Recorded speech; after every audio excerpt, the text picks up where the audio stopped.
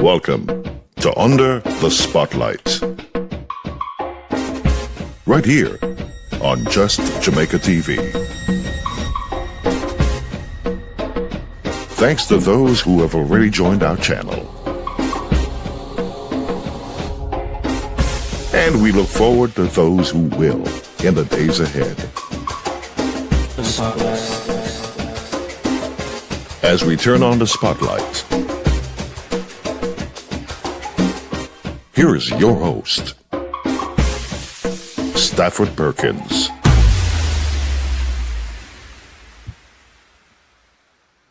Hey, everyone. Good evening. Yeah, man, this is late. Kind of a late show I'm coming with. But with all the excitement going on around, I don't want to miss everything. So I'm coming in and making my contribution as it relates to the happenings and indirect connection to the recently held general elections in Jamaica. You know, everybody's still doing their post-election shows. What is it? Is it today or so? The PNP, or was it yesterday? That the PNP had their post-election show, and they came out in a way. I want to say they came out swinging to make themselves look innocent, to make themselves look like choir boys. In fact, they came out with just the male segment of the party. Three men came out. They usually have the women when it was leading up to elections. They would try to show balance and to show how much they have women in their mix. But today it was three men. Maybe it wasn't necessarily so to be that way. But you know, I think one of them was the general secretary, one was the president, and the other one was representing the legal side of things. Anthony Hilton, right? He was representing as their lawyer, the party's lawyer. And so he was there, but you know, there are several women in the party who are capable and competent lawyers who were not brought forward. And let me just write his name, Hilton Anthony. So that every time when I read it for his name, I have it here. So they had this press conference today, and to be honest with you, I was trying to come a little earlier, but I had some business to take care of, and I managed to break out late in the afternoon. And I said, okay, well, best I can do is grab the press conference, and we're going to take pieces of it and we're going to analyze it, because that is my role. I like to analyze. I like to say, you know, what are they saying? And, are they giving us a 649? Are they BSing us? You know, that kind of thing. And I will say what I see and what I hear. And I'm usually more than likely I'm right with when I analyze a thing. So this press conference, they came out trying to, they put on the best, since they were only men, I'm going to use the right term, the colognes. They brought out their best cologne, so they smelled good. They were trying to smell good. They put on their best, casual looking, business casual outfits, so they could look business-like and at the same time, look hip. And of course, the Masai looked like somebody took him and they were like shining him up. He's like glistening, yes, really shine. His hair is neatly combed and pasted down, maybe using some of that gooey stuff that these young children are using. What they call that? They call it some kind of baby hair or something that they're doing now that the schools are fussing about. To be honest with you, I want to say something about that. Let me leave it before I jump out. And he's looking quite clean and shine and probably wearing some good smelling perfume.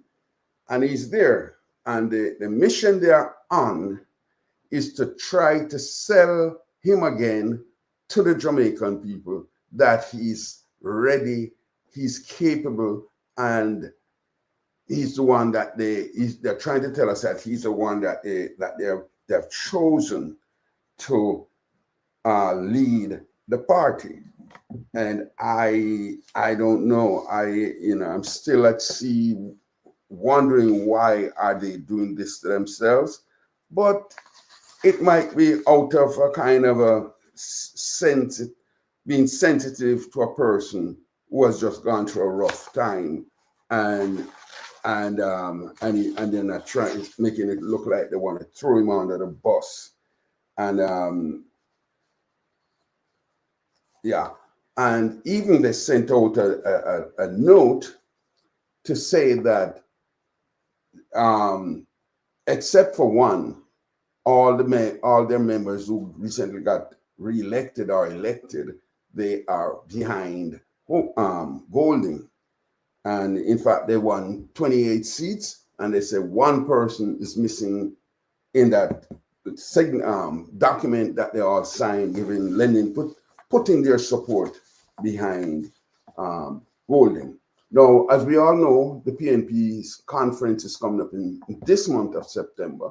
I don't know the date yet, because I guess they would be trying to push it back as far as possible to get some time to get things in place. And so, they are trying to put their best foot forward. But the Massa, being who he is always trying to play himself off to the point of being this goody two shoes, as they used to say, kind of person that his hands are clean. He will never do anything wrong. He will never say anything wrong. He will never tell a lie.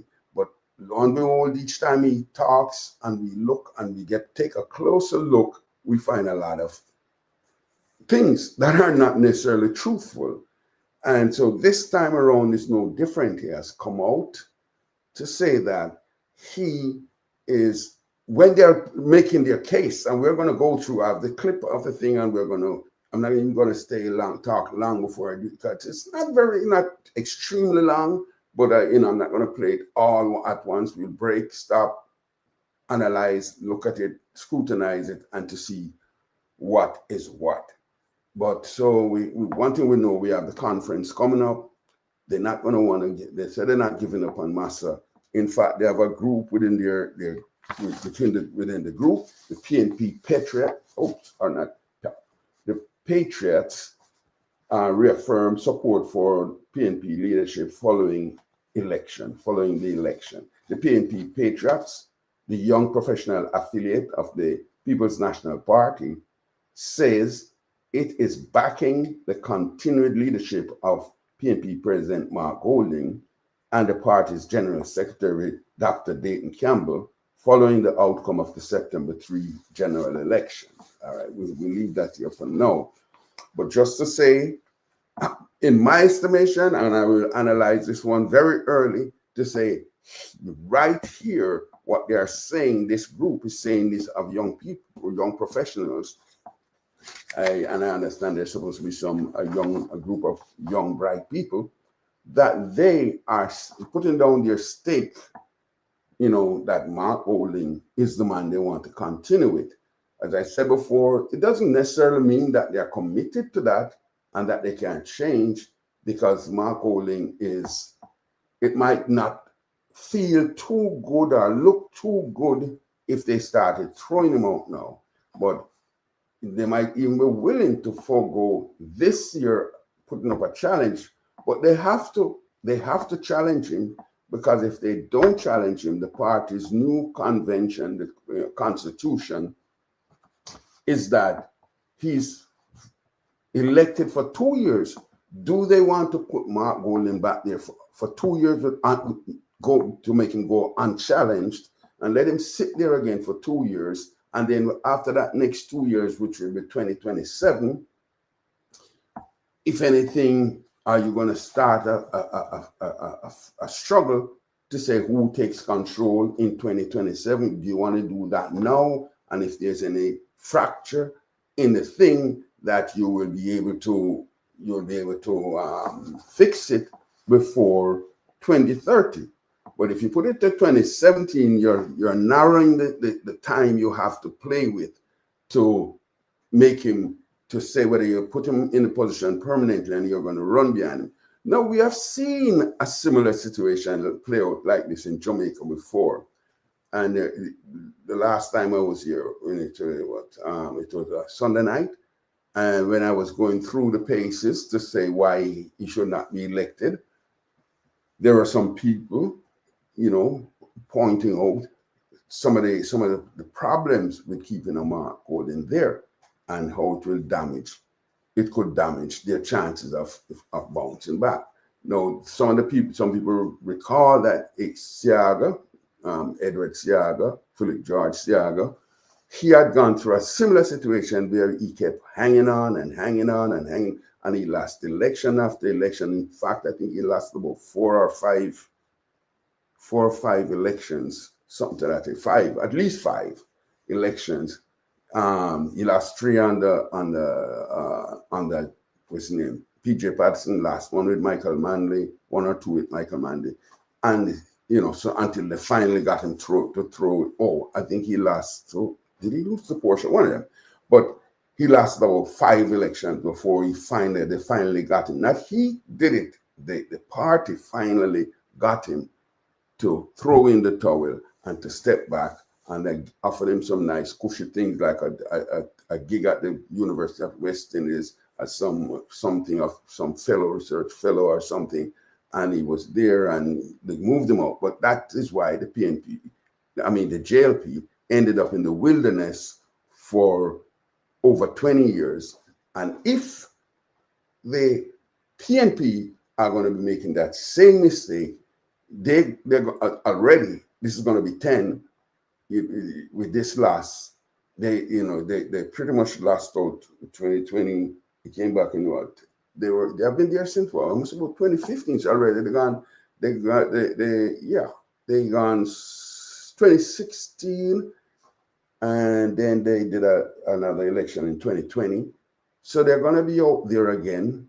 And who the hell knows, 2030 could come, and then maybe it's 2035, and that kind of thing. So they're not backing down. They still want to keep him. They said they want to go with him because they came very close. But guess what? With each passing year, you have more young people are going to be coming on the voters list because they're going to be coming of age. And based on how well things go for them during this next 5 years, which the JLP and Andrew Holness know what they have to do to win these young souls to the party. Already they have them because they came behind them and switched the game and allowed the JLP to win. So they're going to have that advantage, bringing in a whole slew of young people. And, remember the older ones will be moving along, but you'll be having new thing. And so to me, in my estimation, the JLP hand is going to be strengthened. These young people who are already working, young professionals, young whatever business people, they are going to be benefiting from some of what is to come, what has been put in place. And the train is moving, as Dr. Andrew Holness said. He has a train line with a whole slew of things coming that will just change the whole ball game.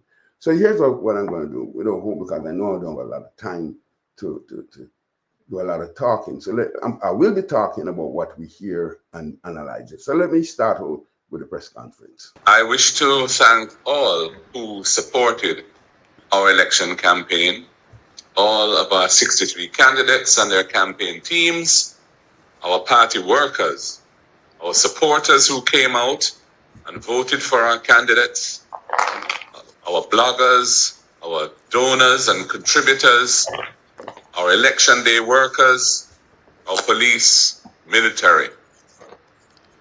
We increased our vote nationally in this election by over 97,000 Jamaicans. And we doubled the number of seats that we hold in Parliament from 14 to 28. Our team in Parliament is strong. and we will be a formidable force in the Parliament of the land to hold the government to account and to defend the rights and interests of the Jamaican people.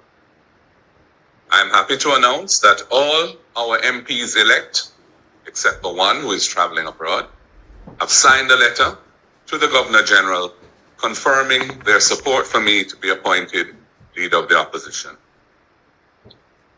Since the election, our party has been active.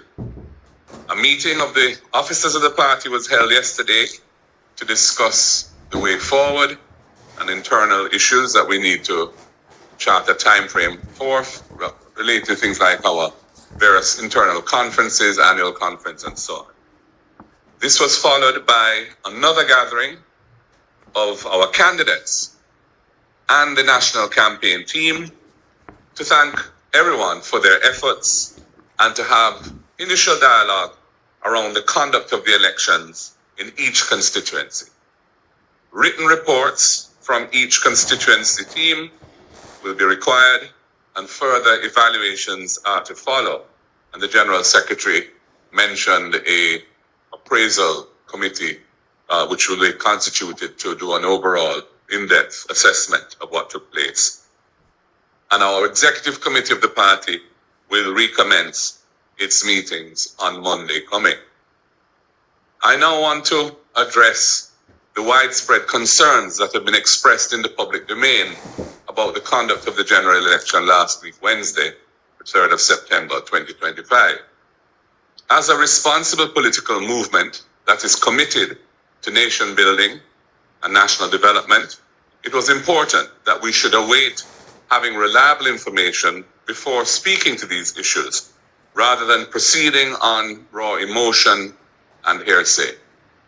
Having waited for the final count to establish the official results in each constituency, including ascertaining the number of spoiled or rejected ballots and how these were apportioned between the two parties, the advice that we have received from our lawyers who attended the final counts is that a magisterial recount is unlikely to change the outcome in any of the seats. In the case of West Central St. Andrew, however, the nature of the irregularities which took place there is being carefully scrutinized in anticipation of a case being brought to the constituted authority for appropriate relief. I won't be able to answer more questions on that today. That matter is with our lawyers. While we don't have sufficient evidence to mount a legal challenge against the outcome of the elections, we are nonetheless deeply concerned at the extensive and I would say vulgar use of state resources to impact the outcome of the election over the campaign period. Specifically, the massive political advertising paid for by ministries, departments, and agencies of government during and up to election day at the cost of taxpayers to benefit the incumbent JLP administration is problematic. And we are going to have to, as a nation, look at the way in which public resources are used in support of political achievements in the election period. We're also concerned about the unprecedented scale of distribution of benefits, black tanks, fertilizer, building materials, cash, by both the state and the Jamaica Labor Party. And in some cases, it's very different to distinguish one from the other. And we have received numerous reports of widespread suppression of PNP votes across marginal constituencies, with reports of very large sums of money being paid. And this strategy was enhanced by the timing of the elections and related giveaways in the back-to-school week, when parents in low-income families in particular are most vulnerable and could be financially induced to prioritize loyalty to their families and their children over party loyalties. All right, let me stop it right there.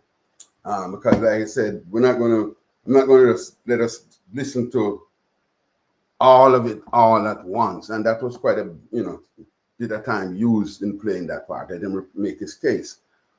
But the thing is, he's making some accusations here.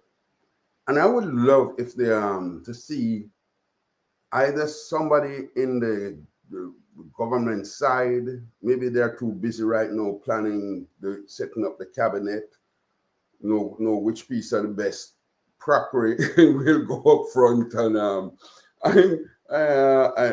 grandma's original what they call it Worcester Worcester, those things that they used to get from England in the early days, and they put them in the cabinet and things like that. So they're fixing up their cabinet. This one doesn't have any well, yeah, you have to go make a shadow cabinet, a duppy cabinet, because anything named shadow for me and it moves is duppy. So he must fix up his duppy cabinet. But instead of trying to get, show some maturity, show some respect for the system, he has come out shooting at the lips, as they say, and trying to discredit the government from doing what they do. If somebody has misused some funds, I don't think you can just misuse those funds and not give account, because there is a budgetary department, a department that really looks at the budget, and all kinds of agencies, you could bring a case and to say, let us look at the books and see what amount of money, because the way he wants to make it out is to say the government apparently was reckless and, like swashbuckling kind of recklessness and just spending money left, right, and center by telling him, he said the vulgar use of funds and the massive advertisement program paid for by the public purse, and that people, the officers in the government, which I would dare to think, these would be permanent secretaries and different people who work towards it, that he's saying they were used to make the JLP campaign. I'm thinking he could be playing with fire, going down that route or down that road, trying to say what these people were doing, because you could be accusing people. More than likely, he's accusing people wrongfully. And some people might come forward and say, what you have said is not true, and we are going to bring a case in the court, because he's talking about taking things into court to seek redress. Then, people who are being branded and all permanent secretaries and everybody else, he shouldn't be made to say, who are these people that he's accusing of giving their time to the government to run an election? So there's dangers. All right, so a few people have already shown up, and so Avis is there. Hi, Avis, saying good night, and somebody then called a question lawyer according to Wami, and I wonder which one of them is a question lawyer though. Is it Massa or is it the other guy, Hilton? Because two lawyers. Hilton is a lawyer too. Here was Slick. Don't know about the smell. Yeah, true. We can't tell the smell, but him shine. Him look shine. Him shine him up real good. And him have different. Him have brown color. Like him trying to take the Agent Orange style. Because the agent, so I guess we want to call him Agent Brown Man, because him changed the complexion to brown. And then and I see YRD is in town also. Welcome to everyone, and I look forward to more people participating. In the meantime, I'm going to ask you guys who are here to please, share this live, hit that subscribe button, make a nice comment. It doesn't matter. Make a comment. Whether nice or somebody like this, they spiffy. Even if you want to turn on me for taking on your favorite personality, the Massa. And of course, the Massa is sitting there. The Massa is sitting there with his favorite, what they call parlor slave. What's his name? Call them that. Traore. I love to call this man's name, Ibrahim Traore. Call them the parlor slave, because they go out and they would do everything to lick Massa's boot, and let Massa know that they're there for him, and they're trying to keep him there. But as far as I am concerned, if that is their choice, let them keep it. And I think Holiness is having a field day watching all of this play out because they think because they came so close that they are going to jump out in front. But in truth and in fact, if you look at the chances or the opportunities that have been set up as far as Holiness, Andrew Holiness is concerned, once all of these things start tripping in place, falling in place, like the amount of where he is going to increase the minimum wage. So in the first, when we come to, is it maybe March, or between March and May, one of them time, I'm not sure when they're going to do it. They brought it early this year. It might be early or maybe no later than May, but I think March is a good time. And so you're going to have people are going to be getting their increases, and then I think the threshold is going to be moved up, and all kinds of goodies are going to be happening, plus all the different infrastructural work to be done. Hopefully they stay on track with, fixing the roads and developing more, redoing some of the roads and help people to have an easier life. So that is the first thing. He talks about the increased amount of people voting for them, that they got a 97,000 more. But the truth and in fact, you put any other group of people to run this party, this recently held election, and if there were not so many questions about this group of risers, if there was not so many questions about them, maybe you'd have definitely seen a better performance. Because a lot of people got turned off. When he mentioned Dayton Campbell, when he opens his mouth, it's like you're on your brain. And then the master with all his questionable actions, sticking his hand in his butt and all those kind of nonsense and talking some crazy talk about blood and fire, comrade. And me no want to know, me no need to know. Remember him tell people, we no need to know, we can't do it out, So now him with a sure tell him we need some of those people who he drove away. So let's go for a little bit more, and I keep talking after that. All right, let's go again. A second concern we have is in relation to some aspects of the operations as conducted by the Electoral Office of Jamaica.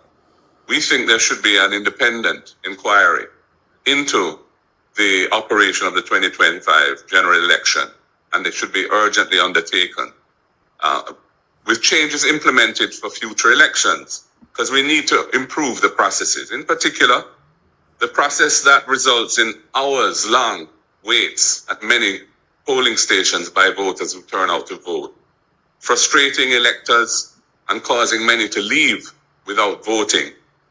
And this factor is exacerbated by the law, which only gives 3 hours as a window to employees to be away from their workplace during working hours for voting, which is clearly inadequate in Jamaica's modern realities when you consider the time for transportation to get to a polling station from the workplace, depending on where the person works and where they vote, and the lengthy delays in the lines in some polling stations. We also need to look at the use of finger inking. That was originally implemented to prevent multiple voting, but it currently facilitates voter suppression as persons are being induced financially to dip their finger in ink prior to the vote and then being paid not to vote. And we have several reports of this being done. We're also concerned about the black book, and we believe that the polling that is used in polling stations, it must be made available during the polling process for viewing by indoor agents and not left entirely to the presiding officer to identify voters who present themselves without IDs. Because if the presiding officer is operating in a way that is not satisfactory from an independent, impartial point of view, there needs to be the ability of the indoor agents on either side to scrutinize what is going on there. And the integrity of the voters list needs to be re-verified through a comprehensive re-verification of voters to clean it of dead voters in particular, and other voters who don't have a place of residence in the constituency where they vote. We will be sending teams into those constituencies which were most affected by these issues to conduct a field survey. This survey will empower Jamaicans who experienced or witnessed these issues to share their experiences with us. Many persons are deeply upset by what took place, and this process will allow them to get some closure. It will also assist us to advocate for changes to the law and the processes of elections that will ultimately help to protect Jamaica's democracy from tactics that clearly affected the ultimate outcome of the 25 general election and which are not contemplated by the system that we have. I will now hand over to our legal advisor. All right, we're going to stop before we go to the legal advisor. Now, he's calling out or listing out some situations that he thinks would have influenced the outcome of the vote. And one of them, the number one, is to say when people dip their finger in ink and being paid not to vote. Now, who played the better game in that one? Because we heard about this, and I'm not even going to say which side I heard was doing it, but both sides, I think, were possibly, you could find that on. You could possibly find a situation like that playing out because everybody was jockeying and fighting, and of course it would be good to have some kind of way, short of telling somebody to look in the other person casting the vote, seeing the finger go in the ink and seeing the X being marked. You mark the X and then dip your finger. It would be nice if somebody, because he's saying that the person could go into the box, not cast the vote, but dip the finger in the ink because they got paid. Now, how did he know about this? Is he saying that somebody was watching some Labor Party people doing this, or some of his PNP people were doing this, not voting but dipping their finger, and that's why he lost the election? Why is he, I don't have a problem, and I don't think any of you guys who are here with me at this time, I don't think we have a problem if we can try to figure out ways to increase the integrity of the voting. That people, when they do stick their fingers in the ink, that they are checked off and things. Maybe somewhere in there, an electronic thing could be arranged that when that person leaves the booth, you will see a number. It generates a number, say, just above the voting booth. When you're stepping in, if the first person, somebody had gone there, it would have shown a thing for 1. Once you go now and you do that check, it would say 2. When you step out, number 2, the next person comes in, when they did, it could show number 3. So maybe they could, because it will not show a number if you don't actually mark your X, because in marking the X, the computers can do that. That's a simple long program to write to get you that kind of result where it could record each person. So to say some people, what is it that the government would have over him? Why his group couldn't have done the same thing? Why is he thinking? Did they come there as some angels from heaven with pure hearts and pure and clean hands and pure heart? To say that they would never do anything, his people would never do anything like that, while the reports coming to me and others is that this thing is happening, and they're not telling you it's only happening on one side. And that goes back, you go back to the thing there, the last local government election earlier this year. And you'll see that people were doing things, both sides were doing things. So for him to come and play this holier than thou kind of image clean, Mr. Clean, or choir boy image and say it's the other side that is doing it. That is BS, a big BS on that one. And I don't think anybody is buying into it. He's saying also to have the clarification of the voter ID. Yes, we need this. And if it is happening where one side is doing something wrong, I wouldn't put it past the other side that they're not doing it wrong, doing wrongs too. So that is something to develop the whatever name, the EOJ to develop this kind of system where they can see when they vote, and you can know that everybody when they show because the way we do it here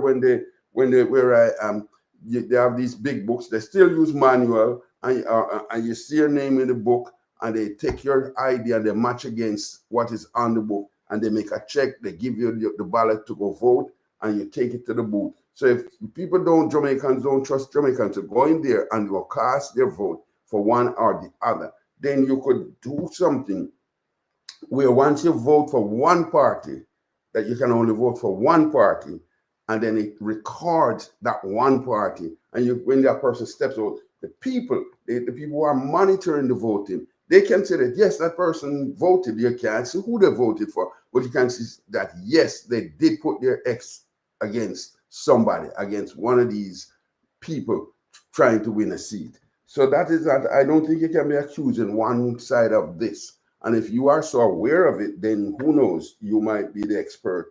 And I'm talking about Mark Wallen, could be the expert at this thing, integrity of voters list. No, for the longest while, Jamaica has had this problem about the integrity of the voters list. Now, one of the things you have to remember, I should ask a question, wasn't it he who called on dead people to vote? He's saying that if you remember what was said just now, he's saying that, they want to see, because a lot of people have passed on, and this time you clean the vote list. But he was one who was calling on people, dead voters, to come vote for him. So you see the thing, he's not thinking, they say you point one finger, you have five on your hand, you point one finger at the person. But look at it now, at least three of them are pointing back at you. If you were to form a fist, at least three of them are pointing back at you. He's pointing in one direction at somebody, but see, them other three, maybe this one pointing are just neutral or something, but at least these three at the bottom here, they are pointing back at you. To say you're accusing people, but three are pointing back at you. So yes, it is good that they're pointing it out to say these are some of the things that need cleaning up, strengthening, and helping to make it better to vote for him, right? So he's the first one who made it in a public thing to say, hey, I am asking you, even if you're dead, yeah, we can work with it and thing. So you come now to make it sound like it's the other side, and you are the one who was caught in that. Let's go to that, because I think we got over that one. Maybe the voters list, when it is cleaned up, we might see that is a larger, that would help is because we are showing that is a low percentage of people who are voting. Maybe when they clean the list again, because remember, Michael Manley and Eddie Siaga had a big fight over this one, and Michael Manley said, I am not participating in another election if the voters list is not cleaned up. And he suffered, he sacrificed one term to get it done. And this is long time now since Michael Mann. I tell you, it's amazing to think the amount of years that have passed, because 75 to 25 is 50 years since Michael Mann and Edis first started them going at each other. And you would never think you would have lived so many years after that. But it's a whole heap of years past, and I'm pretty sure those voters list need cleaning again, and they have to set aside a time, and it has to be done within a certain amount of time before another general election or any election, that these voters list must be periodically cleaned to keep the integrity in place. All right, let's go to the next person. Well, thank you, Party Leader. As you've said at the beginning, and the General Secretary has commented, we are at this time not intending to have any magisterial recount. Other processes that are available, legal processes that are available, are being looked at based on the evidence that will come forward.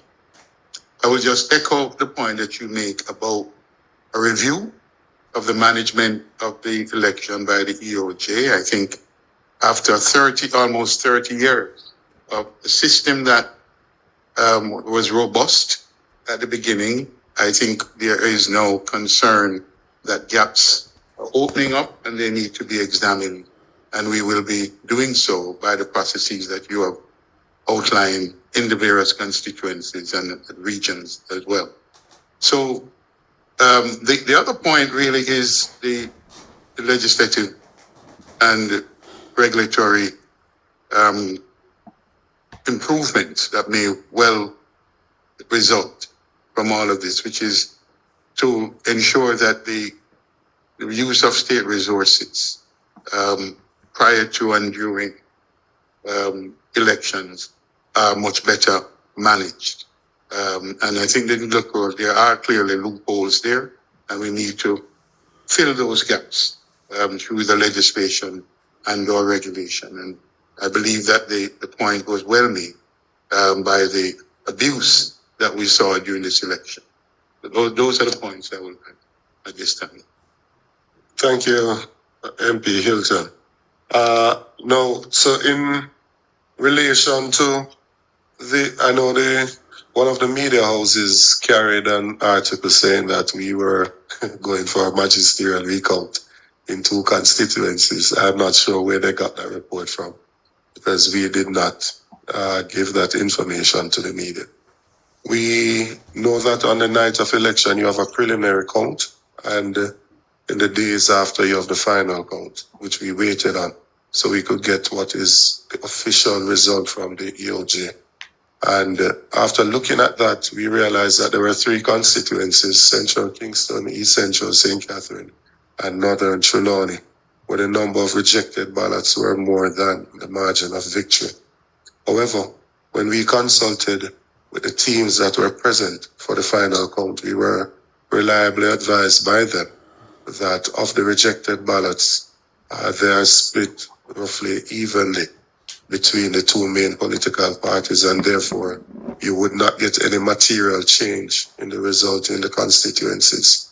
And as a result of that, we took a decision not to pursue any magisterial recount. So that is the official position of the People's National Party. We do have some other concerns of acts of intimidation, aggression, and vandalism that would have taken place since the elections have been concluded. And specifically in South St. James, the Anchovy Division, persons have been making threats about removing the water pumps. And I think they even made reference to using dynamites and other things like that to destroy the infrastructure. We've seen videos as well and heard voice notes of persons in Eastern Portland that would have made comments that resources would be limited to the newly elected Member of Parliament, Isaac Buchanan. We have seen as well in Southeast St. Mary, where there's been vandalism of a community center and the removal of certain infrastructure in that area. And probably the most concerning of them all is in South Trelawney, where a team from the Labor Party, led by persons in leadership, went to the house, the accommodation of our candidate Paul Patmore, to threaten him. We believe that these things are intended to intimidate and weaken the democratic process within the country. And we are calling on the members of the Labour Party, the leadership, to rein in their supporters and for them to understand that we do believe in a democratic process and we have to accept the outcome. Similarly to how we have accepted the result at the national level, it can't be that they accept it at the national level, but at the constituency level, they are reluctant to accept that Isaac Buchanan did defeat Anne-Marie Vaz in a free and fair election that took place in East Portland. and that as the duly elected representative, he should be accorded with all the respect and the authority that should be conveyed on such a office. We also want to encourage our candidates across the length and breadth of the country to remove the paraphernalia that was put up during the time of campaigning. And some of our candidates will not have much to do because their opponents already removed them before the elections. But for those that still have up some material, we're going to ask them, use this opportunity to ask them to remove those paraphernalia from the different constituencies. And I know that the municipal corporations will be playing a role in ensuring that we can return to normalcy. The matter surrounding West Side. You know something, let me just leave that right there, because this guy, even though he's not shouting or he's not sounding bellicose in what he's saying, but he's just this petty person, real petty, because he's going out there and he's leveling accusations at using out some little, you know, they create a lot of memes and they create a lot of little, you know, what do I call it, AI programs, and people making all kind of fun of the thing. All of it, most of it, if not all of it, is people just making fun of the thing and in good faith. And this guy is trying to pull these things in where, for instance, there was one out there where they were showing you, I think it even showed like Anne-Marie was out there digging up back the road. And you know, I mean, that is it's so reckless. The thing is over. The campaign is over. Why is he trying to make mischief, to dig up mischief, to create mischief, to go send the Jamaican people in a frenzy and start going at each other again? People make fun of it. They put things out there. But he's taking up these things and he's presenting them to say, this is what the JLP is doing. Now, why would the JLP go up there? They won seats, their last seat. The PNP last seat, and they won 14 seats. So at the end of the day, what they lose and what they gain, they made up back with some things.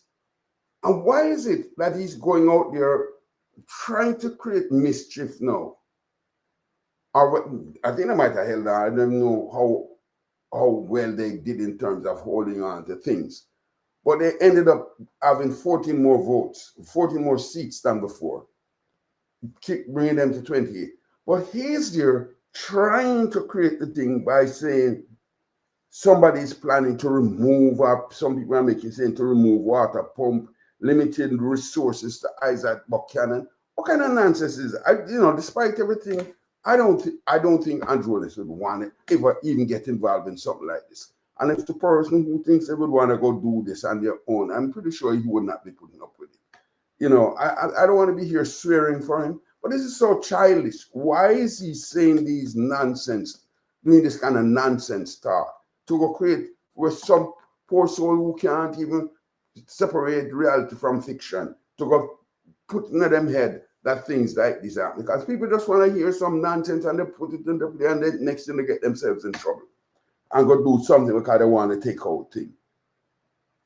So you gotta listen to this motor mouth Daytona guy when he's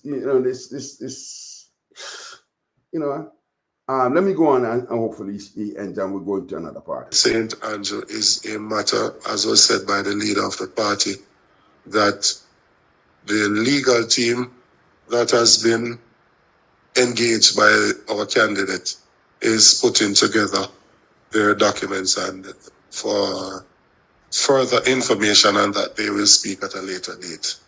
And so we'll leave it at that, and I will now open the floor to get any questions that may exist. Who's monitoring this? Is it Nationwide or Riva? What is the appropriate name?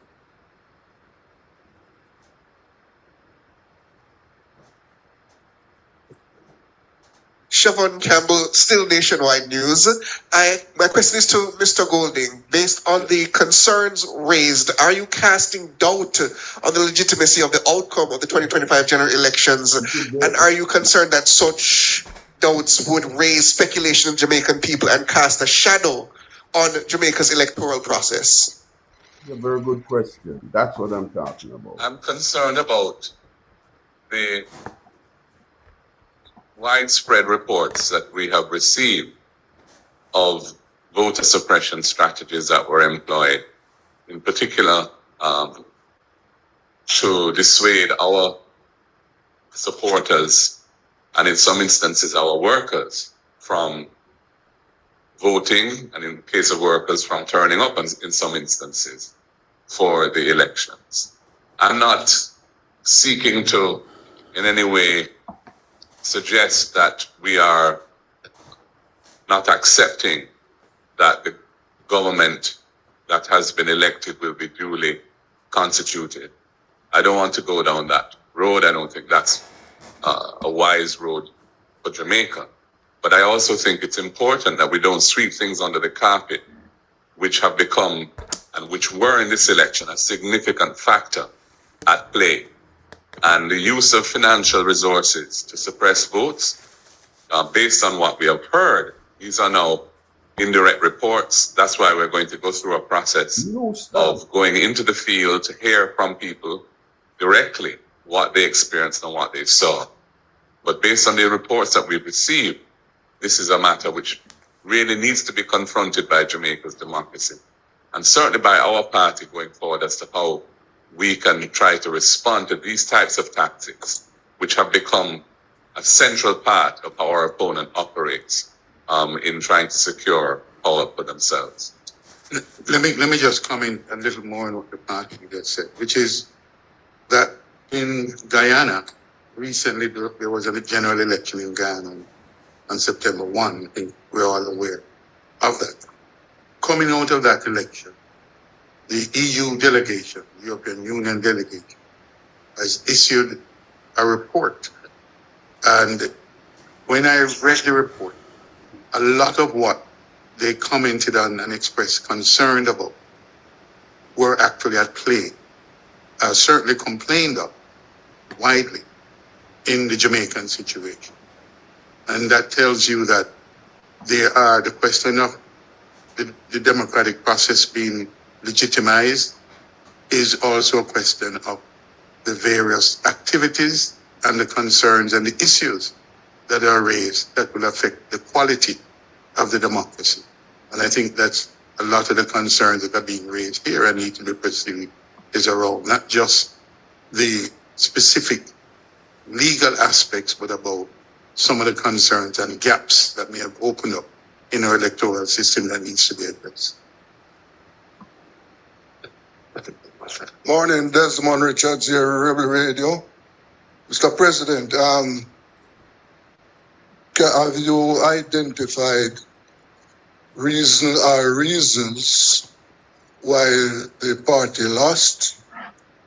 And secondly, what are your concerns about the low voter turnout? And I would like to hear if the party has plans to encourage voters to hold their votes. I would say that there's something perplexing about the voter turnout statistics, based on the fact that during the campaign, right through to the end of the campaign, the energy and enthusiasm on the ground was palpable, significant, and suggested that there would have been a stronger turnout. As indeed, the polls, right up to the last poll, which was published on the Sunday before the election, indicated that, based on the expressions of persons polled, they were expecting a significantly higher turnout. What happened on the day needs to be examined carefully. I think it was a combination of factors at play. I think that there were persons who didn't vote because the lines were long and slow, often in the hot sun, sometimes in the rain, and they got fed up and left.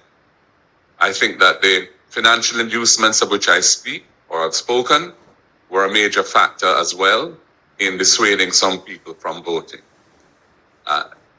In terms of why we didn't win the election, we lost it narrowly. If we had 4 more seats, we would form government today. And when we look at the seats that we have in mind, we lost all of those by less than 500 votes. And in all of those, some of the issues which I raised were prominent factors at play. So obviously, I don't want to prejudge what the appraisal committee will say based on their investigations. But as I said, the low voter turnout is a bit of a mystery as to why that transpired, given what we know and what we saw and what we felt during the campaign. I would say one other thing, which is that the voters list itself has not been cleansed comprehensively for over a decade. I can't even remember when the last proper re-verification.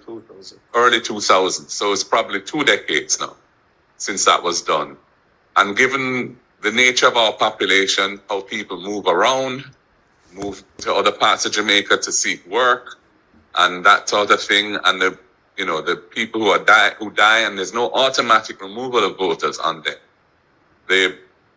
The number on the voters list from which the percentage turnout is derived is a questionable number.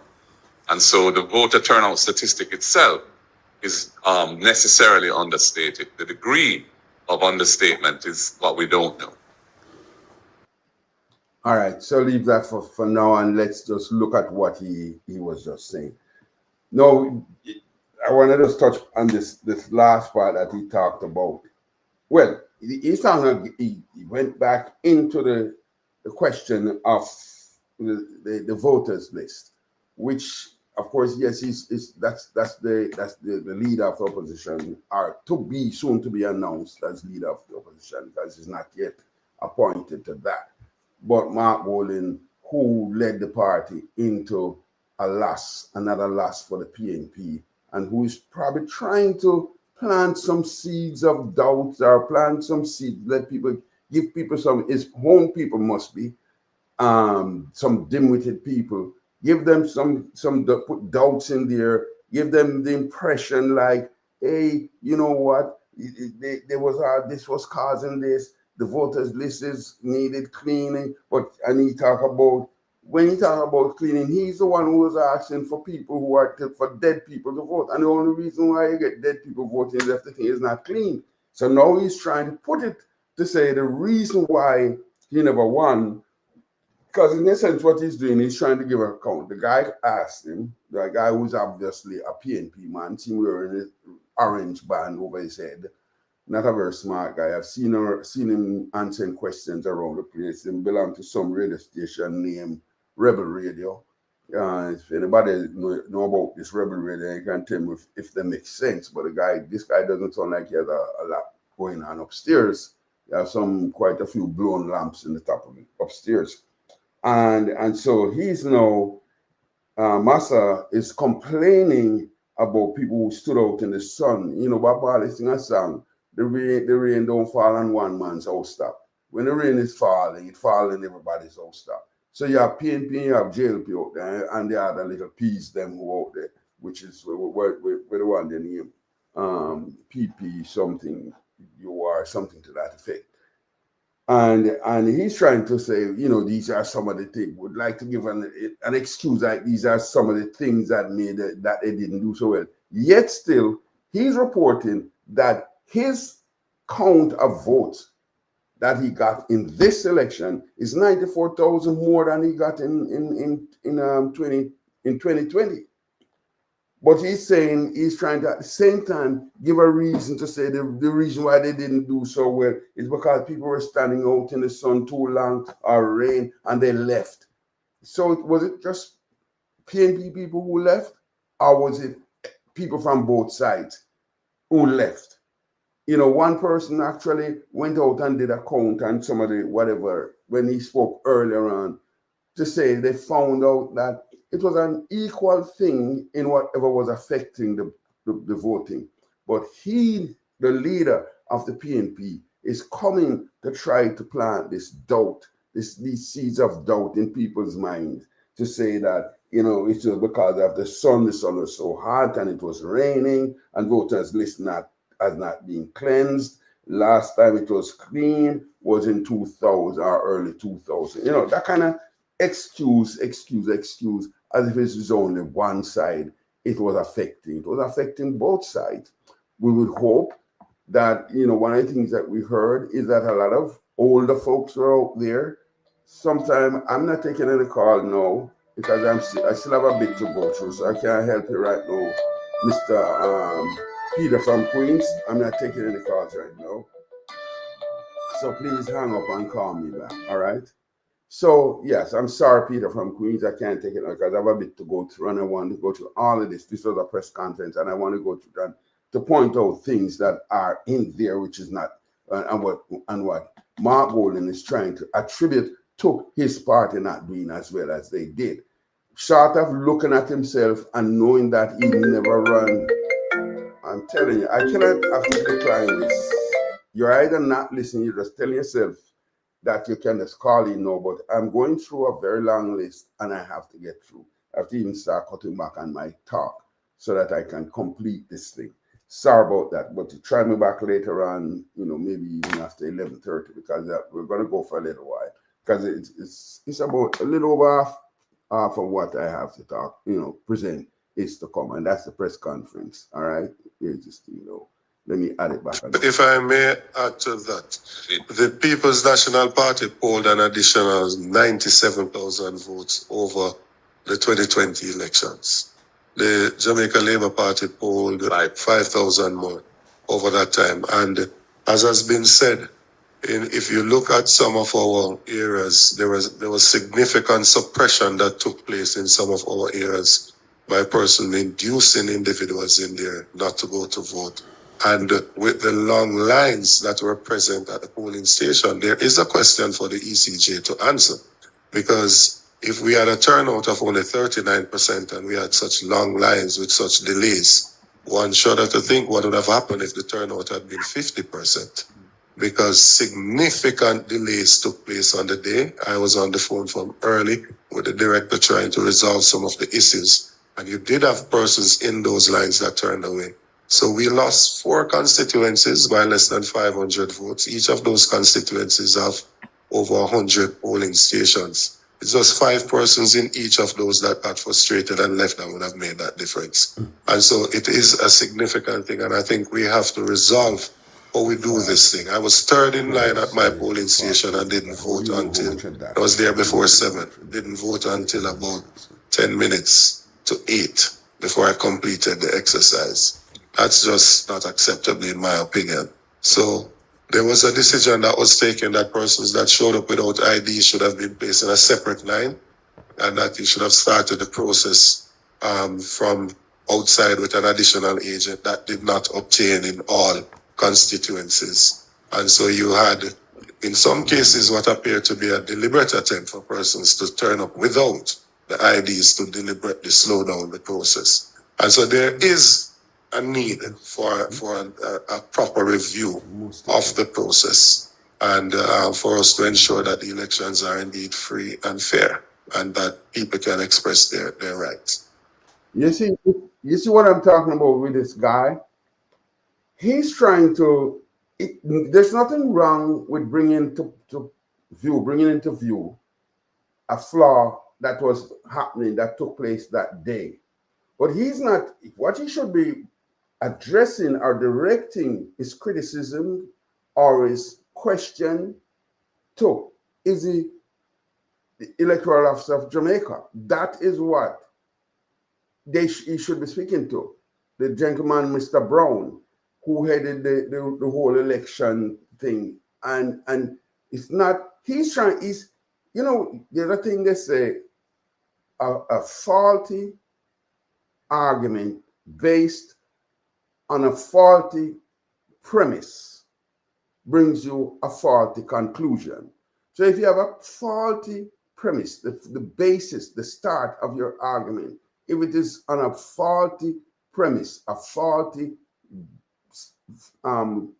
foundation, you're going to get nothing else but a faulty or a flawed conclusion. And this guy, he's doing this thing. He's a mischief maker, because we know now that something didn't go perfectly well with the elections. A lot of people, we heard about a lot of people who were affected by the slow movement. Why? Who says that the government would have benefited, or Andrew Holness's team would have benefited in any way better than his own set of people, than his PNP people? You see what I'm saying? So instead of being reasonable and say, present the thing in a reasonable way and say, you know, these are some of the flaws we found and it affected both sides. We don't know who got affected more. He's trying to present it in a mischief-making kind of way, you know, in a reckless way to create problems in the society by talking loosely, as if the government had done this willfully so that people couldn't get a chance to vote. Yes, we heard that from early in the day, that, because I was following it from early in the day, and you could hear that there was a problem. Then how is it then you're trying to present it to make it sound like the government did these things to prevent the people who are voting for the PNP? You know, it just doesn't make sense to me.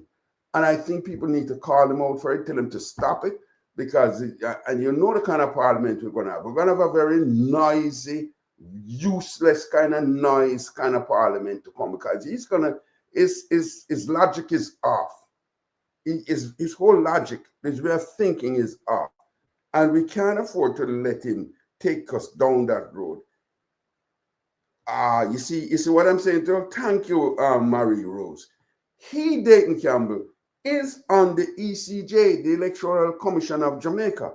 So if he needs to take this kind of concern to the ECJ, don't come and present it like this is what the government was doing. The government didn't control that. The ECJs and these EOJ and the ECJ, they are independent bodies. And we can use it to say, make a list of these are the things that we are presenting, to say we have to find a way to do better. We cannot continue down this road. But don't present it to make it sound like it's a government that cheated you. Because I'm sure a lot of government, the JLP people, didn't get a chance to vote. Like I said, the saying goes, the race is not for the swift, but for the ones who can endure. There were some people there who stood out there for the endure whatever length of time, 3-4 hours they had to wait, and they waited. I went to vote in this same country of the United States of America, where we were online for about 2 to 3, 4 hours, maybe said 3 to 4 hours. That year, I think the first year when Biden won, we decided we're not getting up, we're not leaving this line. That's the first year when Biden won. We were online. I mean, you would see the line would be snaking all over the place, and COVID was still running. We went out there and we stood and we put on whatever we had to do to protect ourselves. But you cannot go and say somebody created that thing. People rushed over. What we heard in the morning, somebody gave a report very early. And they said when they went very early in the morning, I think it was Douglas Vaz was making this observation. And he said, because whoever the person was, not 100% is Douglas Vaz. He said, whoever the thing was, he said, the people came out so early that it created a bottleneck. And then you had some people, they don't follow instructions. They told them to come with your ID. And they said, if you're gonna not come with your ID, you're gonna have to do some kind of what they call it, something to verify that, check on the book and check your this and check, make some extra check. So maybe the electoral office is the one who should be held responsible for this. And he sits with the ECJ, Electoral Commission. He is one who, this Daytona, them call him Dayton Campbell. He's the one who sits on this board representing his party, and he's talking like it's Andrew Holness run the ECJ or the EOJ. He doesn't run those. Andrew Holness does not run those offices. These are independent offices, and each side has a representative there. So why are you sounding like you want to make mischief to say these things were done to slow the process? people said what happened is in the early part of the day, there was a mass turnout of people. It created a logjam, a bottleneck, and a thing. Maybe what should have been happening is that maybe the media houses should not have reported it to say there is a bottleneck. So the older, well, you're not picking on all of it, but people who won't change their minds, or maybe it's good that they reported it to say, listen, if you go, you're going to stand in the sun for a long time. So go prepare with an umbrella, take a chair. I remember when I went to vote at that time with Biden, the first time around, my wife was having some back issues. I took a chair and I walked with a chair for her so she could sit. She wouldn't have to be standing there for those hours. So maybe they could have worked it out where people could have been put on a bench. There had some benches. Some people would, stand and some would sit. Those older folks could sit. Maybe they need to put out more tents. Maybe they need to do some kind of canopy that runs along the way, and people, because the one thing when I went through that lengthy time of standing in line for 3-4 hours to get to vote, is that one of the things that you could always, when you reach a certain point, you'll be inside the buildings, and you were just praying and hoping that you get inside the building before you passed out. But it's just a matter of learning from mistakes. And I think Dayton Campbell needs to stop trying to create mischief, which could lead to some ugly outcomes in Jamaica. Let me go on some more. And I'll just add that if you anticipated a larger turnout, which the poll suggested we may have had, then the planning, it seems to me, was inadequate.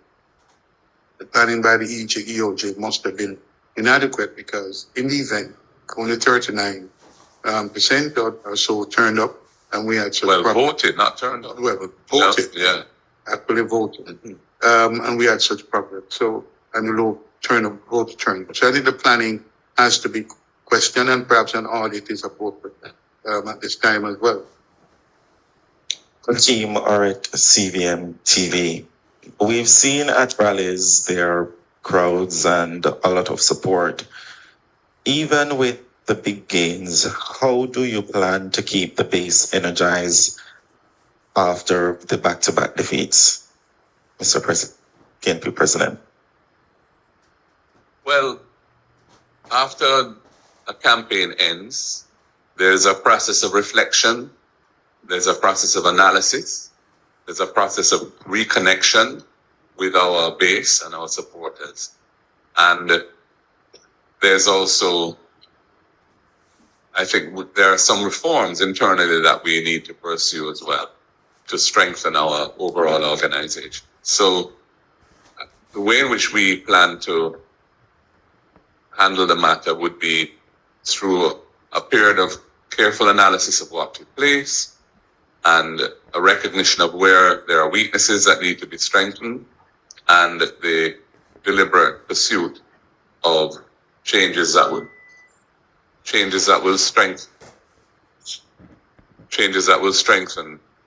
those weaknesses. So, one doesn't energize the base from the start of a 5-year term of government. Energizing the base comes from the kind of process involved in campaigning. But what we need to ensure is that we stay in touch with our base, that we strengthen our constituents and divisional organizations, so that when the time comes, we're able to deliver an effective result. And we are starting now from a much stronger position than we have enjoyed over the previous 5 years. With us 14 in Parliament before, it was much more difficult. Only 14 MPs out of 63 were PNP MPs. Only 14 out of 63 PNP MPs got state resources through the Constituency Development Fund to help to do the work that they have to do.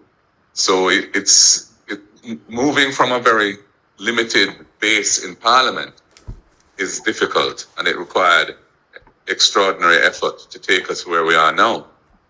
With 28 seats to their 35, I mean, the situation is much more balanced, and that will enable us to build on that, to be even more effective next time around. But you also pointed out, partner. Let me leave that for a while. I want to point out something here. Let me point out something here, which Marie Rose, she was pointing out that when he's talking about voter suppression, he was one of the first. Dayton Campbell was one of the first people who openly spoke about or encouraged voter suppression. She is even making reference to when he told the taxmen not to pick up labor rights. That is a form of voter suppression. Who knows how many of these taxi drivers might have gone along with what he suggested. I might have deprived, and this is before the election. He was making these suggestions for voter suppression. And then Maria also says again, is it the first year that the line long? Good question. This is not the first time we have had long lines. And when you have real consequential, even though this was really a consequential in a way kind of election, but when you have real change that comes, the people really get excited and you get the numbers go up. It would have been maybe worse. What was different? So Marie's asking what was different about this year because its turnout was low. Yeah. So in one regard, I'm saying that the turnout is low, and they are talking about the turnout in relation to the size of the voters list. And a good percentage of the voters list need to be purged. It has to be purged to get off people who have passed on out of life. And people once you're alive, you're going to be on it. So when we get to the thing of, say, the what I call the biometric type of thing, that is the needs that is due to come in, which will be more data driven and data control, where you can wipe people off of the thing fast. At that point, we might see the relationship between those who are living and functioning and those who are voting. You might see that number that is not so bad and people have been saying it, but sometimes people just forget what they heard or what they said before, and then they go and speak against it. This is what I'm trying to tell you when I mentioned about Dayton, who is kind of using this thing of making mischief and coming with some faulty premise in his argument and ending up with some real faulty conclusions. I know the time is going to, I want to get through as much of this. I may have to leave off some, but let's go some more. Engagement in the field from now, in the reviews. I believe, generally speaking, from my own constituents and from talking to others with yesterday's meeting, that process of engagement will be helpful because a lot of the concern and the sense of rejection that is there comes from some of these things complained of. And I think once you're on the ground investigating, giving people an opportunity to speak and to vent some of that frustration, I think that will be part of the process of healing and engagement with them. Part of the process of healing and engagement. So I think that process will be ongoing. Morning again. Indulge me a couple of questions. One, given what you have described as acts of voter suppression, can you indicate whether or not the PNP has made a formal complaint about electoral fraud or irregularities to any state organ? And if so, in what constituencies? That's one. Two, Excellent. can you indicate, sir, what is the projected spend for the People's National Party during this election campaign? Can you say also how was it funded and what percentage is corporate donation? And then finally, personally, Mr. Golding, is this disappointing for you? And if so, how disappointing? Excellent. So your first question was whether a formal complaint has been made to any state organ in respect to the voter suppression of which we speak. The answer to that is no. We are, as I've said, going into the field to do a survey so that we can get more tangible information rather than the indirect reports that we have been receiving. through the reports we're receiving is really through both things like social media, but also more importantly through the campaign structures that we have. But we want to go into the field and get more, a more comprehensive survey of what took place. At that point, we can decide, where we go from here. There isn't really any state agency that is mandated to address that issue. That's one of the challenges we have. So it's, that is something we'll have to consider carefully as the best way to proceed, to deal with this. Some of these things may require a strengthening of the electoral law itself, the Representation of the People's Act, which, to take into account the kind of methods and tactics that are being employed in this era relative to when that law was last amended or reviewed. Other things may just require an internal response as to how we manage that kind of process going forward. So that's my answer to your first question. Your second question was about campaign finance. Yeah. I haven't seen from our treasurer yet a final report on the level of funding raised and expended. Based on my assessment of it or knowledge of it, I would say most of the funding that we raised came from donors. Some are corporate donors, some are individual donors. And I'm very sure that they were within the overall envelope allowed by the law in terms of the limits. I can tell you that because I have a sense for the numbers, but I don't have the specifics. And the third question was about yeah, it's a mixed feeling. I feel pleased that we are on the up and up, that we have managed to double the number of MPs that we have in Parliament, that we are going to have a team in Parliament now that is going to be formidable as an opposition, given the people who won. And we have an excellent team. And the fact that we got 97,000 more votes this time than we got in 2020 is also significant as an increase. Our opponents got 5,000 more votes. So it was a definite improvement in our performance. Disappointment at the same time that we weren't able to deliver that final, 5 additional, call it 4, that we needed to just have 32, which is the threshold for winning. That was disappointing. And when we look at the seats that we thought we would have won and didn't, we have to look carefully at why we weren't able to prevail there. I think that the reasons for that were more to do with factors that took place on election day itself and maybe the night before or 2 nights before, rather than the campaign as a whole. I think the campaign as a whole, we ran a pretty exemplary campaign. I think it was a much more active campaign than our opponents in terms of presence on the ground and meetings and rallies and the attendance at those rallies.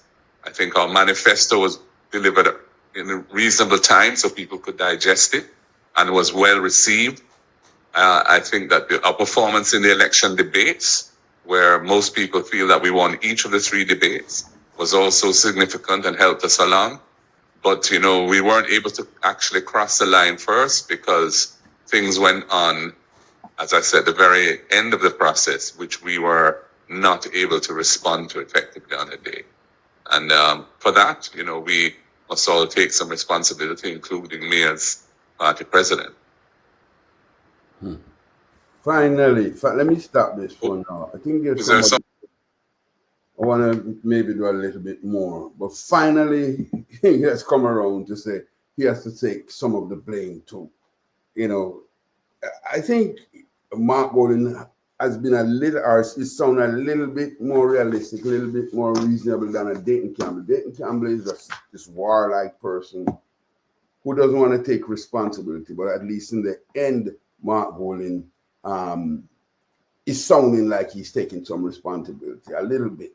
But that's pretty much it. Each side must take responsibility. But if you listen to, say, Holness's side, of the story of how the JLP or the JLP side, you can hear them telling you, hey, we didn't do some things, we didn't take care, for instance, in the Marie Vaz's situation. Apparently they dropped the ball. I heard Daryl giving an account. And he said there were some little things that they didn't do. And because of that, they missed the opportunity of pulling in a whole bunch of votes. And Marie paid for it. She did well. She's a very good MP, member of parliament. She represents her people well. And I tell you, you couldn't ask a better person to be your MP if you're, whether you're in America or you're member of parliament or you're representative Congress or senator. She represents her thing well. She worked hard. I watched her run up and down all of the thing. But she, at the end of the day, when they were giving their analysis of what happened, he was saying he pointed out two places that they never paid full enough attention to, and they paid the price, and she lost it. I just think the people in East Portland, they really have some answers to give. They need to answer some serious questions because people have to ask them, what is it that they really want? Is it they want to vote for a party or they want to vote for a good representative? And the lady, she was giving good representation. She was bringing their cases to a thing. She was getting results. They got a lot of good things happened. What is it that she could have done for them to have voted her out like that? It makes no sense to me because it's a very reason when I look at Wholeness and see what Wholeness was producing, why I could change my mind to say, you know what, Wholeness is doing this thing right. Let me give my support behind him, throw my support behind him. I can't just take promises from the PNP. I'm talking about results, and I was seeing results, and I put my support, and I went out for nearly 5 years, really pushing. No, not even the first 5. The first 2 years out of the last five was I was pressuring, treating out Wholeness, calling him out, this, that. But when I saw the results started coming in, that things were changing and the fundamentals were changing, I put my support. Let me go a little bit more because there are two. Who speaks for it. Yeah. So, morning, gentlemen. What positives can you take from the campaign? Excuse me. Oh, sorry. The speakers, right? Yes. What positives can you take from the campaign? And what are your views generally about your team, the team you put together? Okay, it's a bit disappointing to lose, obviously. But when you reflect back, to say 5 years ago, from where you came from there to where you are now, what positives? And secondly, what plans do you have to bolster your treasury? You're definitely a political force in this country again, and maybe perhaps the treasury angle of it will get you over the line, maybe possibly next time. But you have to have an effective treasury if you're fighting a campaign in the 21st century. So what do you see going forward? How do you entice, say, the business community, other people to bolster that treasury campaign? Yeah, in terms of positives, I think that we now have a united party. We have a team that is working together and has worked together well throughout the campaign. I think that the organization as a whole is strong. That's not to say there aren't areas that need improvement. There are. But we did significant training, for example, of our workers over the last. Let me move away from that. That is for him telling himself stories. But obviously, that man who asked that question must have been part of his team that they sent to us, and he didn't ask a good question either. He's trying to get him to say some stuff to help him to hang on to this job. They're trying to get him to hang on to the job, but I think it's a little too late for that kind of thing. I don't know, Peter. I don't know if you're still around listening. If you feel like you want to call in now, because I've decided to cut the rest of this. It's now 9 to 10, 10 yeah, I started with 10 to 11, hour and a half now. All right. Let me bring you in. I hope I can get you in. All right, try again, Peter. And let me make sure I can bring you in. Hey, Peter, we know it's late, but you obviously were listening. And tell me what you think about what you have heard so far. But with all of, it's a lot. There's a lot of stuff I brought, and I tried to go through it piece by piece. That's a long tape. Anthony, talk to me. Once again, Mr. Perkins, greetings to you, and thank you again for elucidating and educating and illuminating the facts and the good opinions that the Jamaican people need to hear and understand. So let me just go straight into Mr. Perkins. I was down there, when the election was taking place. And one of the things that I found to be a little bit disheartening is when there's somebody had cut the fiber to digital cable that certainly hurt a lot of information and gathering. But that not going to really delve on that point. The point I want to say to you, Mr. Perkins, is that they have data and cameras say walking was rough. I know the GLP come out and engineer this thing for people coming down the line without them ID to come out and slow things down. This data and camera will him see Mr. Perkins, so I guess the GLP can go on that. Trust me, this guy, he makes no sense. I'm telling you, he makes no sense. So the man come out and engineer operation. Operation in a car that David Campbell, fever mind. The engineer operation, Mr. Perkins, that allowed David Campbell to win and the GLP man to lose. Yeah. Am I idiot? Mr. Perkins, you don't know either 1 + 1 out of it now make 2. It's not making any sense. I'm telling you. This is why when I listen to it, I say, I have to do this thing. Because this guy is talking, but he's not making any sense. Not to mention the massa. Massa is like, I don't know, his brain is like starting to melt down or something. Because if you listen to him, he started stuck down, trip up and not making much sense and trying to talk some like him DJ in a dance or something. I don't know. Mr. Perkins, yo to the yo, yeah, that kind of thing. Yeah, yo. Yo to the Mr. Perkins. Yeah.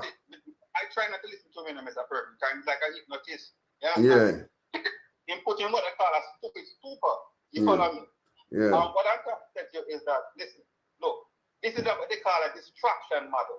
Yeah. Focus over here, not over here. Yeah. It needs to go, Mr. Perkins. Y'all don't try to distract the Jamaican people and say there were irregularities. People working in startup in line at the hospital. Let me tell you something, Mr. Perkins.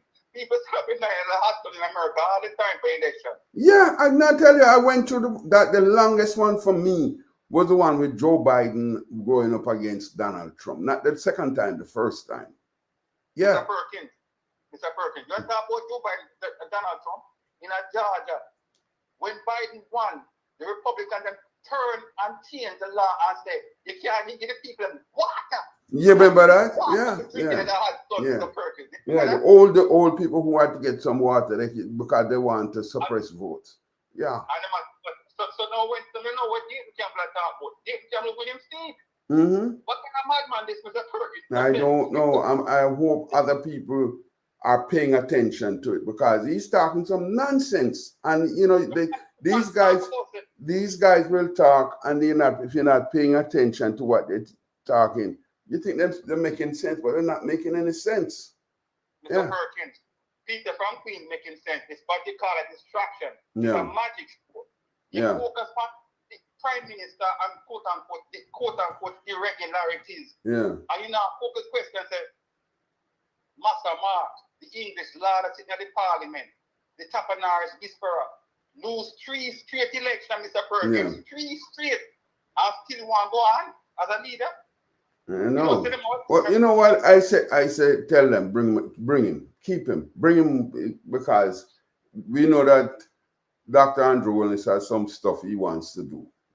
Him said the train line is not it's not a pipeline, or it's a train line of things. And there's a thing I was watching earlier, and I should have captured that, and then I would have shown it, but would be going too long. I don't like going overly long.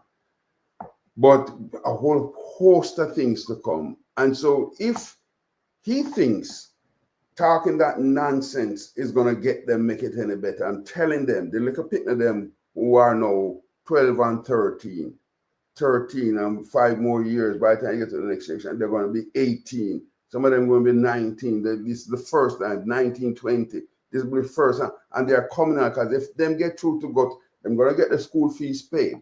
They're going to get the loan so they can pay them schools, them can go to school. Then we worry about paying it. Them have them whole life ahead of them to pay it. They don't have to go back out and go get Mr. Richman to back them up and say, yes, this kid should go to school. They can do it on their own. They don't even have to go to their mothers or their fathers. They can go to the student loan bureau and get the loan that they want. Whole host of things coming for young people. So they can keep talking the nonsense while I'm talking. And think the world is going to sit down and wait for Massa to come try again. He's making a sad mistake. Mr. Perkins, I can say this here again. Them have again, them call baseball in America. We play cricket in Jamaica, them play baseball in America. And in baseball in America, 3 strikes and you're out. That's it. 3 strikes That's it, done. and you're out, Mr. Perkins. You know, with cricket is 1 strike, 1 lick by your wicket and you're done. But baseball get a little bit more. And they said 3 strikes. Baseball, 3 strikes, Mr. Perkins. 3 So strikes. him got 3, so I'm done. And them don't know it. Him done, Mr. Perkins. But he put up the magic show now. You know, at the hotel I was staying at in Jamaica, Mr. Perkins, but a nice magic show now. And the magician said, look at this card. And why you look at the card, you know, something if I go on the other side, I tell Mr. Perkins, I said, my wife looked for me and said, wow, that's something brilliant. And that's what the master mark, that's what the Tapanars whisper, that's what the English Lord want to do. But put up this trick show about the Jamaican people and say, focus on over here stuff. Don't focus on the 3 strikes when Mike and can't win. 3 strikes, you're out. And I think it's a good place to end it because I'm holding up my people out of them bed. It's now 11:38 on my side. Jamaican people got in bed early. Especially, don't talk about people in Florida. I came through Florida there. Oh my God, the people in 8 o'clock, everything locked and dark.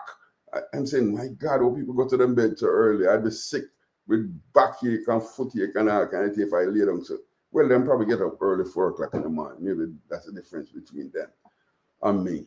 So we're not going to hold this one any longer. I had to do this. Right now, I'm even cutting off a piece. There's a young man there. I don't know if I can do it fast. He's a real journalist. Police India are going to try it. Not that guy. That guy is an idiot. And that other one is an idiot. Let me pull it through. This guy. I want to hear him. Exceeding 40,000. So, you know, I don't want to pretend that the opposition will be in a position to roll out things like the First in Family Scholarship or build 50,000 housing units at an affordable price for people, or to implement rent to own to enable persons who are currently excluded from the mortgage market to become owners of their own home, or indeed a disability fund to help persons with disabilities with $1 billion in it, and those sort of things. Those are things we want to do with reform government. What we will be able to do is individual MPs who have won will be able to pursue their own particular set of policies that they had brought to the people. You know, some of them will take time. It won't happen overnight. Resources are always an issue. And to the extent they're able to garner additional support through creative methods of fundraising and using the goodwill of people who might want to support those initiatives, that will determine how quickly they can do what they want to do. But it's going to be more on a constituency and MP level that things, you'll see things happening rather than nationally, because an opposition party is not able to, or indeed expected to, implement national policy. I think he's finally coming to grips with reality that we won't be able to do anything to go impress anybody more than going to Parliament and go make a whole lot of noise. So, Peter, with that, I'm going to pull the curtain down on this one. Today's Thursday, so we're not too far from the weekend, which is my favorite time. So I want to say thank you for coming on and hanging out that late. And as you can see, you must have observed that I had quite a few pieces to bring into play. And so with that, I want to thank you, sir. And catch you the next time. I want to just Mr. quickly President. see who else I can read a comment from what people. Yeah, I go ahead just want quickly. to say the last before I go to the Jamaican people when it comes to the English laws. 3 strikes, you're out. Yes, All right, Mr. got President. it. With that, I'm Start out. soon. Yeah. Yeah. Let me just go over to this. I think there might be Marie Rose. Marie Rose is first. Yes. Oh, yes. Marie Rose said, yes, I agree. Revise. Yeah. Something went wrong in that place, and the bars people could cry foul too, because this woman was so popular. Oh, by the way, I forgot. A lot of people have gone out, but that thing with Vaz, I hope Marie is still here. Marie, I heard something that I think Daryl was relating a story. He said when the thing hit social media and they heard about Marie Vaz and they saw all the things she was doing because they knew about her before, 95 million people responded to that story, responded to Marie Vaz, and were asking the question, what went wrong? Why did the people in thing there, yes, I'm here, yeah, Marie. Why the people throughout the world, all over the world, 95, she got response when she looked, 95 million people responded and asked, what the hell happened? Why did they do that in East Portland? So East Portland, you guys have a big question to answer because people are looking at you very strangely right now. They're wondering about your mental capacity. What is it that you're looking for? Are you looking for the PNP and the JLP? Are you looking for a good representative? And this young lady, she's not even the youngest person now, but she still looks good as a young, like she's very young. She goes out there every day working for you, doing what you're expecting of her, and you voted her out. What the hell you want? What is it you want? You get your roads fixed, you get the bridges fixed, you get whatever she gets the place clean. She's like a little busy bee when she's doing her thing. I always admire this lady. I don't remember the guy. God, his name slipped out of my head. The one around in Lucy, even though they won Lucy, the PNP won Lucy. But that got Craig Oates. Craig Oates was working, and they threw him to the curb. So sometimes it wasn't the people who threw out Kirk. It wasn't the people who threw him out. It was Craig Oates, not the people. It was the party who threw out Craig Oates. So, and people should have gone out there and demanded, because the way how Craig Oates used to work, you wonder, what is it that they were trying to do? They did win the seat. They were giving their friends seats instead of getting good representatives or people to represent the people well. But maybe time will tell with that one, because who Craig Oates was, the kind of person he is, he probably would have done better for them, and they might end up not doing so good with it with this other person who they have put there. So because they thought they were going to win it, so they're not thinking about it, not thinking long term. And so Craig Oates went out and did his thing, and they threw him out. And here it is on the other side, Marie Vaz, a great representative for the people. And the people voted against her. So we'd love to know why. Even though I tell you, Daryl gave some explanations as to why it might have happened. Because I think somebody dropped the ball in her camp. There are 2 areas that Daryl spoke about, 2 areas that needed some more attention, and they did not give those 2 areas attention. And those 2 areas had the biggest chunk of votes you could have gotten to wipe out this guy. But so be it. That's where it ended. We just need them to stop the crazy talk, stop trying to incite people to riot, to do crazy things. And okay, so I want to say to you guys, thank you for joining me. Thank you for hanging out so long with me. Sorry for keeping you out of your bed. Looking forward to seeing you again soon. If I don't come again, I'm going to try to come before Sunday. But if I don't come again, I want to say yes, definitely. Let me see, a few more people came on. I guess the press conference is conscience bothering them. Yeah, that is Marie again. And Marie say, and these young guys spend so much money. Yeah. Just like Lawrence Rowe. Well, boy, Lawrence Rowe really get him. Lawrence Rowe got his pound of justice, his pound of flesh, because I hope the Labour Party will give him something that will make him feel, worthy, that it was worth the while, that he put in so much effort. Seemed like in Hanover and Westmoreland, the soil is tough. Yeah. Have a good night. It was a good discussion and analysis. Thank you, Marie. And I do appreciate it when people comment and give me a good feedback, and I appreciate it. I'm going to look at some, that pretty much covers it for the press conference now from the PNP, and we're looking now for more whatever else was said, and we overlooked it because last week was just chock full of stuff, and we're now getting a chance to come down off of that high and to look at things and see who was saying what and who wasn't saying anything. So, all right, guys, I want to just say have a blessed night, have a blessed rest of the week, and have a great, tomorrow's Friday, the weekend starts, so hope you have a big party to go to, hope you have all kind of nice sessions and things wherever you are, and if not, if you're just staying home to relax and watch something on television or watch a movie or something, have fun, and we're going to see you, if not before, Sunday, but I'm going to try to come before Sunday, all right? Thank you all for joining, have a blessed night, see you soon.